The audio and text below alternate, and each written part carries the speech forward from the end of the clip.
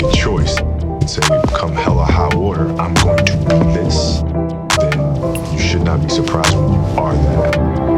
Man, I gave my soul to this game. There's nothing more I could give.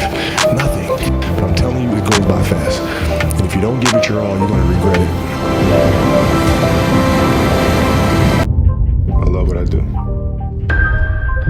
And it's as simple as that. What does love feel like for you? What does love feel like?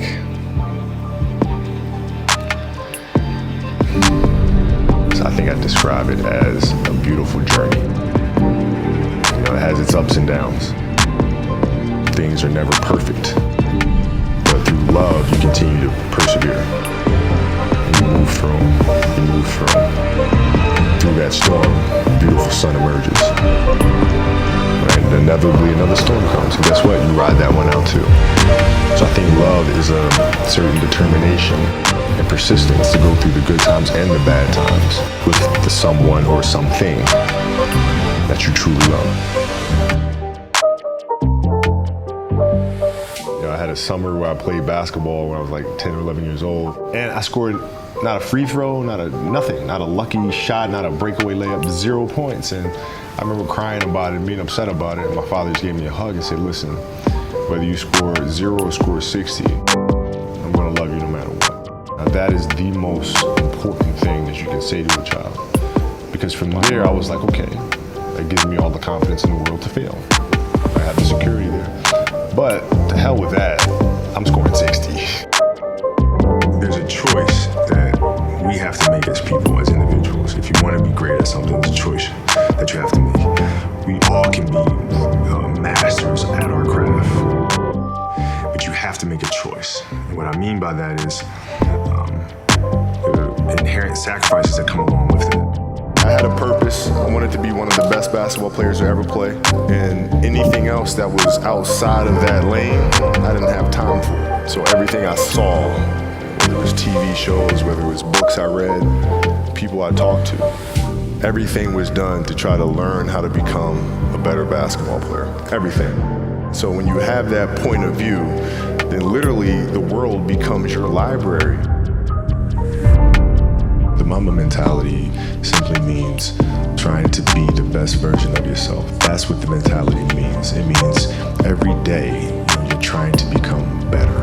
And it's a constant quest. It's an infinite quest. I want to be one of the best basketball players who've ever played. Okay, how do I get there? And every decision I made in my life was centered around the process of helping me eventually get there. Like you're always going after it. Always going after it, always going after it. And if there's a challenge that ensues, oh good, I want to see how I stack up to that. So I had that purpose, and once I had that purpose, every decision that I made was centered around that purpose. I think the best way to prove your value is to work, is to learn, is to absorb, to be a sponge. You always want to outwork your potential. As hard as you believe you can work harder than that. So you go after it. What I've learned is to always keep going. Always. You know, there's been times, particularly early in my career, where it just feels like this is the end. But what I've come to find out is that, you know, no matter what happens, the storm eventually ends. And when the storm does end, you want to make sure that you're ready. And I gave my soul to this game, man. There's nothing more I could give. Nothing. You guys know that, you know, if you do the work, you work hard enough, dreams come true. You know that, we all know that. But hopefully what you get is the understanding that those times when you get up early and you work hard, those times when you stay up late and you work hard, those times when you don't feel like working, you're too tired, you don't want to push yourself, but you do it anyway. That is actually the dream. That's the dream. It's not the destination, it's the journey. Every kid, every person has the ability to put one foot in front of the other, right? So like if you're saying, okay, I'm gonna climb Mount Everest, and you're at the bottom of the mountain and you look up and you're going, I'm not gonna climb Mount Everest, right? But if you break it down into sections, you're just one foot in front of the other, one step at a time, next thing you know, you're at the top of the mountain. So like as a kid, I said, I wanna be the best ever, right? right? And now you go through your life and everything you do is try to be the best ever, be the best ever, be the best ever. And as you get older, you start understanding that those things are very superficial things, right? And everybody has a different opinion about it. No matter what you do, I can win 20 championships. There's always an opinion on who's the best. Everybody has different opinions.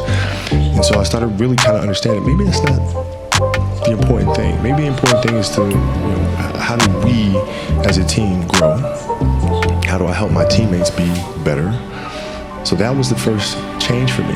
And then as I got older still, it became more about how are you inspiring others, right, to find themselves.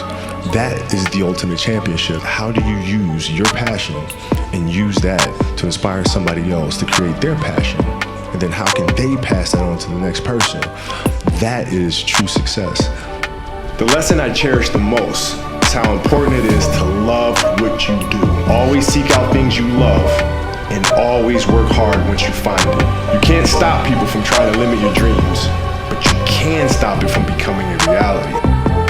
My mind can handle the grind, but my body knows it's time to say goodbye. And that's okay. You asked for my hustle. I gave you my heart. This is what we talk about all the time. You have a bump in the road, you fall, you get back up, and you go after it again, right? That's what we do.